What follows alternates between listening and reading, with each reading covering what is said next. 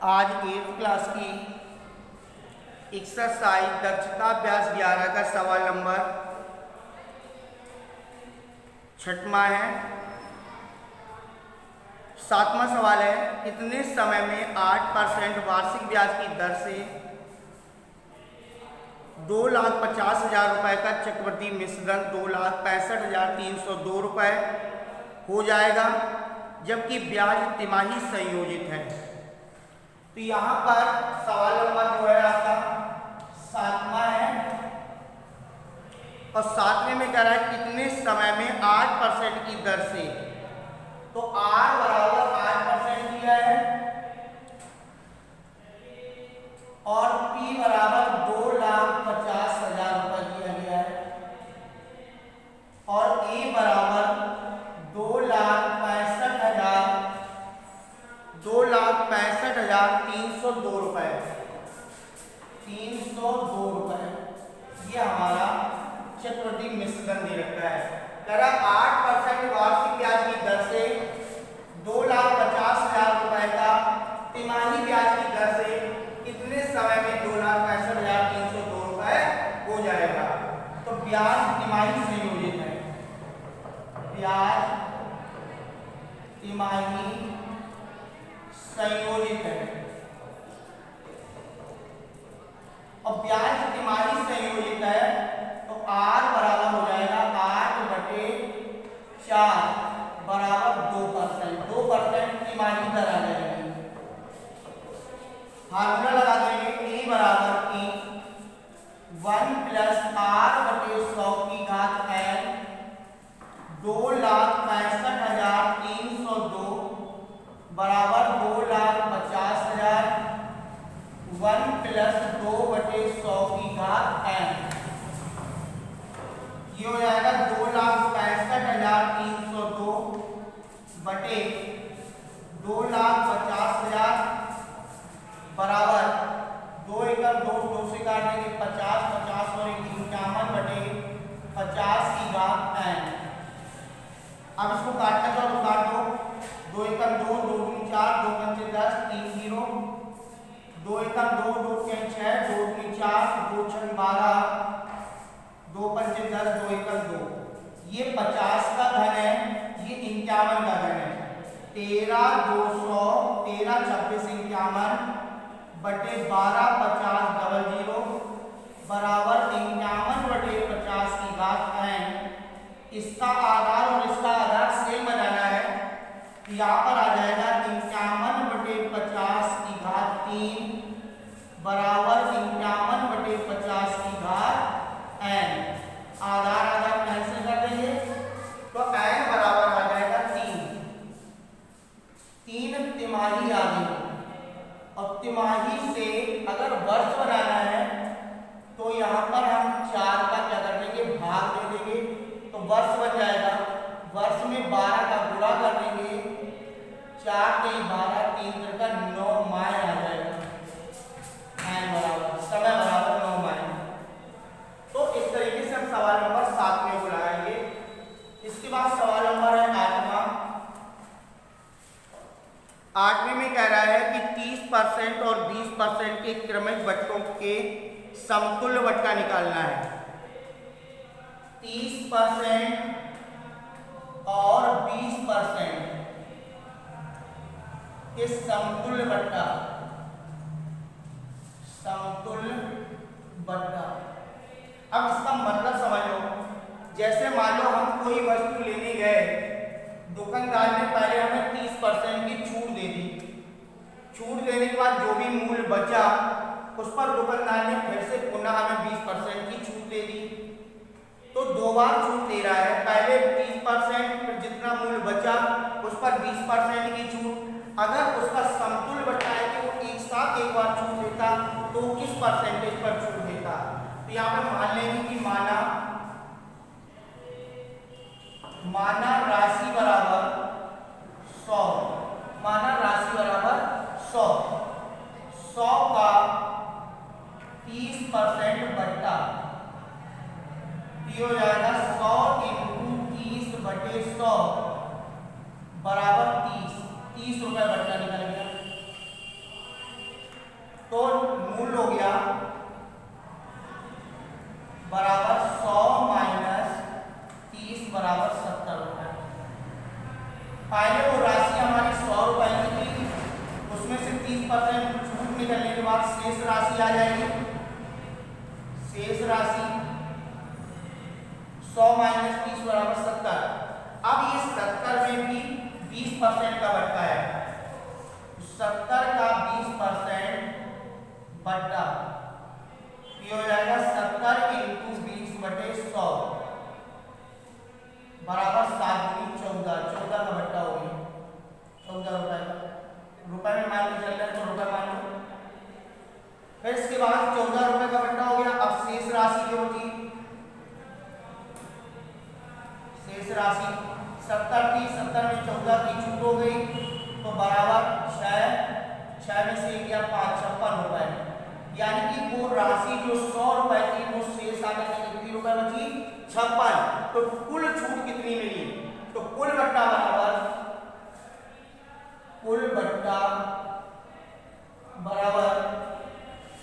100 minus 56 बराबर 44 रुपए बट्टा मिला है। ठीक है, तो समतुल्य बट्टा बराबर समतुल्य बट्टा प्रतिशत बराबर 44 इंटू 100/100 बराबर आ जाएगा 44%। वो समतुल्य बट्टा जो है वो 44% है। वो दो बार 30% और 20% क्रमिक बट्टा ना दे करके वो एक बार सीधे 44% बट्टा काट के तो सीधे आपकी राशि जो है वो 55 बचेगी। तो यहाँ पर समतुल्य बट्टा निकालना था। फिर इसके बाद 9वां सवाल है, कह रहा है 1000 का 10% वार्षिक ब्याज की दर से 2 वर्षों का चक्रवृद्धि और सरल ब्याज में अंतर बताना है। चक्रवृद्धि ब्याज भी निकालना है और सरल ब्याज निकालना है। P बराबर 1000, R बराबर 10%, N बराबर 2 वर्ष।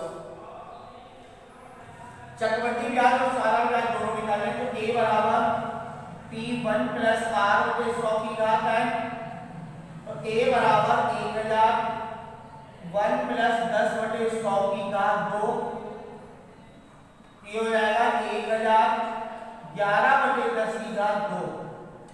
1000 इंटू 11 इंटू 11/10 इंटू 10, 2 0 कैंसिल कर देंगे, 121 0 1210 आ जाएगा, जिसका CI बराबर A माइनस B 1210 माइनस 1000 बराबर 210 रुपए। 210 रुपए हमारा चक्रवृद्धि ब्याज निकल आया। अब कहना सरल ब्याज, सरल ब्याज माने साधारण ब्याज, SI बराबर PRT/100, तो ये हो जाएगा 1000 इंटू 10 इंटू 2/100, ये हो जाएगा 10/100 का दूनी 200 रुपए। देखिए सरल ब्याज आ गया 200, चक्रवृद्धि ब्याज आ गया 210। कारण सरल ब्याज और चक्रवृद्धि ब्याज का अंतर डिफरेंस बराबर CI माइनस SI, ये हो जाएगा 210 माइनस 200 बराबर 10 रुपए। 10 रुपए का अंतर है 2 वर्ष में चक्रवृद्धि ब्याज और साधारण ब्याज का।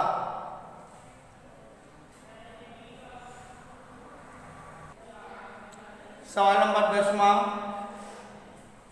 यदि किसी धनराशि का 5% प्रति वर्ष की ब्याज की दर से 2 वर्ष का चक्रवृद्धि ब्याज 123 रुपए हो तो मूलधन ज्ञात कीजिए।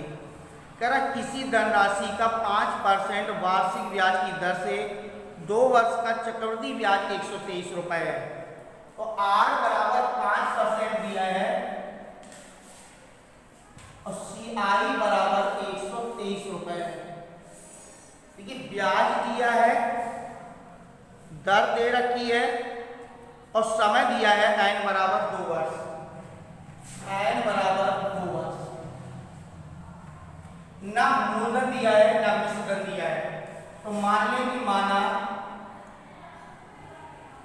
मूलधन बराबर T रुपए, तो मिश्रधन बराबर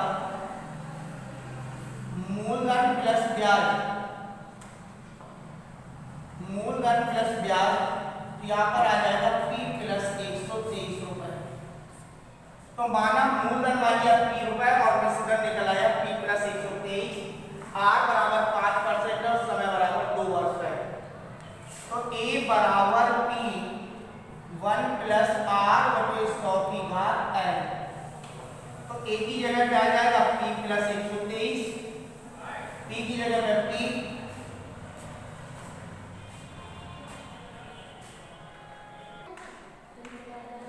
तो यहाँ पर A की जगह पे आ जाएगा P प्लस 123, P की जगह पे P मूलधन मान रखा है 1 प्लस 5 बटे 100 की घात 2, 2 वर्ष का है। तो 5 एकम 5, 5 से काटेंगे 20, तो P प्लस 123 बराबर P 20 एकम 20 और 21 बटे 20 की घात 2। तो P प्लस 123 बराबर P इंटू 21 इंटू 21 बटे 20 इंटू 20, ये गुणा कर लो। तो यहाँ पर हो जाएगा 20 इंटू 20 माने 400, 400 का गुणा करोगे तो ये आ जाएगा 400 P प्लस 400 को गुणा इससे करोगे तो 0 0, 4 के 12, 4 दूनी 8 और 1 9 और 4 एकम 4 बराबर 441 P। पक्षांतर कर लो, इस कोष्टक में जाओगे तो 441 P माइनस 400 P बराबर 49 200। तो 41 P बराबर 49 200। तो P बराबर आ जाएगा 49 200 बटे 41, 41 एकम 41, 41 दूनी 82, 1200। तो P बराबर 1200 रुपये आ गया। यहाँ पर मूलधन निकल आया, मूलधन बराबर 1200 रुपये।